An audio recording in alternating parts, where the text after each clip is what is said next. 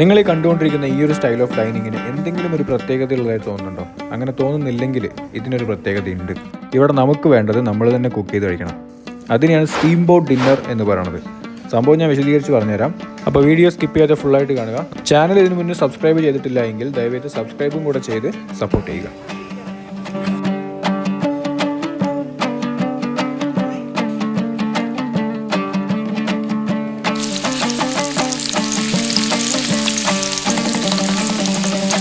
നോമ്പ് മാസം ഏതെങ്കിലും ഒരു ദിവസം ഒരു റെസ്റ്റോറൻറ്റിൽ ഇതുപോലെ ചങ്ങായിമാരുടെ കൂടെ പോയിട്ട് നോമ്പ് തുറയിൽ പങ്കെടുത്തിട്ടുണ്ടോ?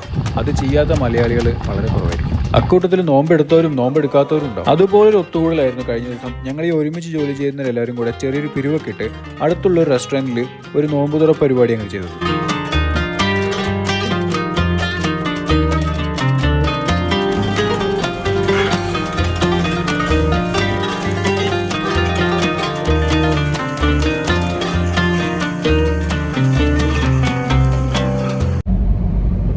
സ്പോട്ടിലെത്തിയിരിക്കുകയാണ്. ബുക്ക ബോസ എന്ന് പറഞ്ഞാൽ മലയിൽ ഈ കാണുന്ന റെസ്റ്റോറൻറ്റിലാണ് നമ്മുടെ ഇന്നത്തെ നോമ്പ് തുറ പരിപാടി. ബത്തേര ക്ലാസിക്. മലേഷ്യയിൽ വന്നിട്ട് ഇവരുടെ കൂടെയുള്ള ഒരു നോമ്പ് തുറ ഇത് രണ്ടാമത്തെ പ്രാവശ്യമാണ്. കഴിഞ്ഞ വർഷം മറ്റൊരു സ്ഥലത്തായിരുന്നു. അന്നും ഏകദേശം ഇതേ ആളുകൾ തന്നെയായിരുന്നു കേട്ടോ.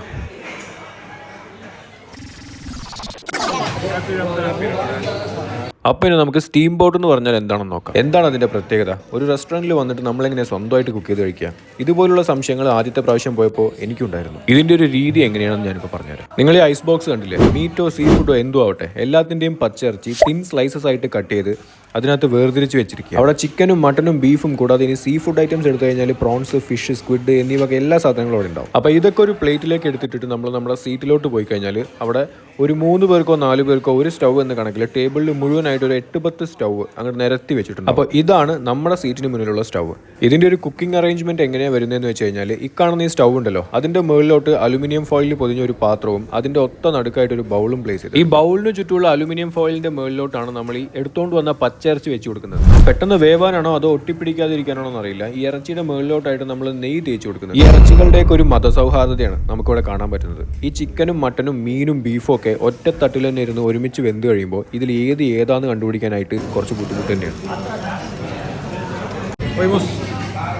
Hi.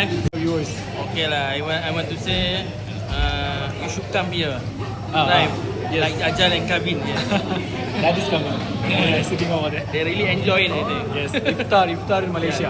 Yeah. For iftar. the second time in Malaysia. Yeah, second time. Oh, for you, second time. For me, second time. Last year also we had the same, but in different spot. Try again lah. I like daging. Yeah. Daging. Yeah. Daging എന്ന് പറഞ്ഞാൽ ബീഫാണ്. Okay, like you can eat beef, huh? Yes, yes. Go, chicken. അന്ന് മൂപ്പരുടെ birthday ആയിരുന്നു എന്ന് അവിടെ പോയി കഴിഞ്ഞപ്പോഴായിരുന്നു. ഇത് നമ്മുടെ കൂടെ ജോലി ചെയ്യുന്ന ഒരാൾ തന്നെയാണ്.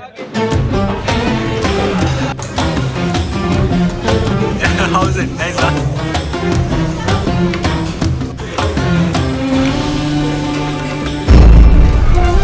Say something lah, bro.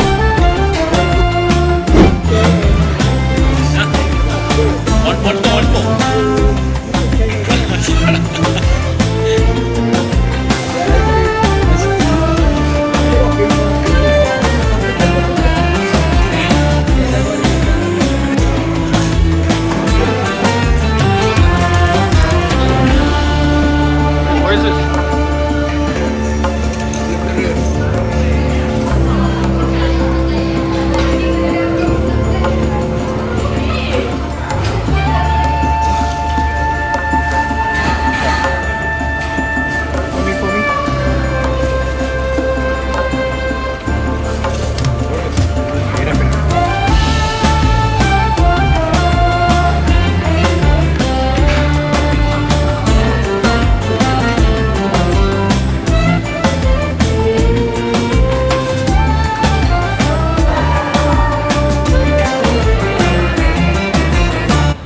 നോമ്പുതുറ കഴിഞ്ഞിട്ട് നമ്മൾ തിരിച്ചു പോയിക്കൊണ്ടിരിക്കുകയാണ്.